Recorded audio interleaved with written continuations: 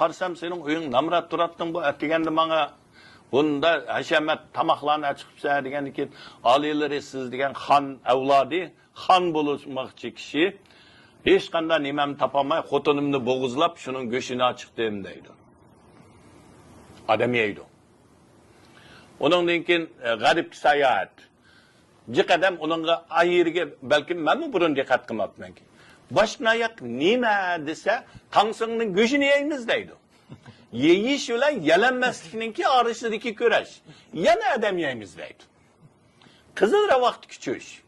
Nima deganda, uningda yemaydi, ammo odamni yeb o'ltirdi. Ruhiy jihatdan o'ltirdi. Bu men buni demakchi, nima deganda, agar bir millatning klassik adabiyotida qahramonlik, nayti sadoqatlikni adam yeyish, o'zining xotinini bo'g'izlab boshqa odamga berish bilan ta'sirlangan bo'lsa, bu millatning madaniyati chirik. Kesib etish kerak. Bu madaniyatni tanqid qilish kerak, uni o'zgartirish kerak. Endi mening yig'inchoqlab aytmoqchi o'g'lim nima degan vaqtida Xitoy Chin sulolasi, yana milodidan burungi Chin sulolasidan boshlab, Chin Shuhuang degandan boshlab, hozirgacha Xitoyning tuzumida hech qanday o'zgarish yo'q. Jihla deydi, Xitoy madaniyati mukammal saqlangan deydi. Madaniyat emas, istobitligi, diktatorligi, adam yeydigan bu tuzum bu o'zgarmadi. Mayli 2000 yil tarix olsun, mayli 3000 yil tarix olsun. Nima uchun o'zgarmadi? Chen Shuhuang ziyolilarni apirib ko'm, kitoblarini ko'yda degan vaqtida Xitoyning kitobida, adabiyotida, klassik adabiyotida Fenshu Kengru degan so'z bor. Bu shuningdan kelgan. Kitobni ko'ydirish, ziyolilarni tirik o'ltirish. Bu yaqin hozirda-chi bizning Uyg'urning ziyolilarini hammani turmaga soladi. Kitob ko'ydadimi? Ko'ydiryapti, yig'yapti. Xitoyning o'zini qilganmi? 50-yillardan ta hozirgacha, masalan, advokatlarni so'layapti, kitoblarni cheklayapti. O'zgardimi? O'zgarmadi. Milodidan burundan ta bugungacha hech qanday o'zgarmadi. O'xshash shu hokimiyat. Bunda bir hokimiyatning tarixini bilsa, bu hokimiyatga qanday umid kutadi?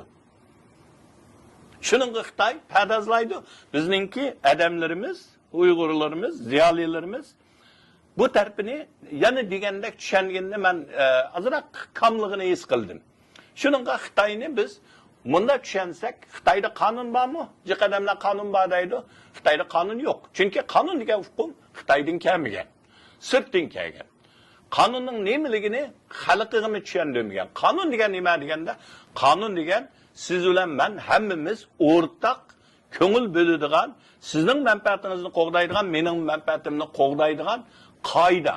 Biz tang kelishgan, barobar kelishgan narsani uningdan keyin u qonun bo'ladi.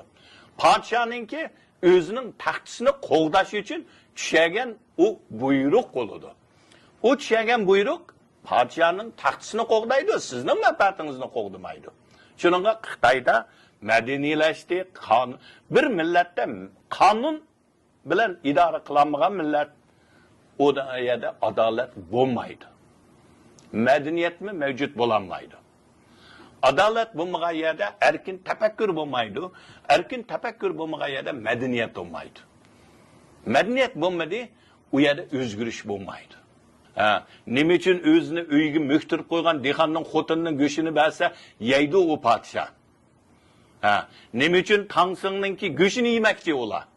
Manda savollarni so'rgan vaqtimizda Xitoyning madaniyatining chirikligini, tarixida o'zgarib boqmaganligini, hozirgacha, ya'ni shu pet qolganligini buni tushuna olamiz.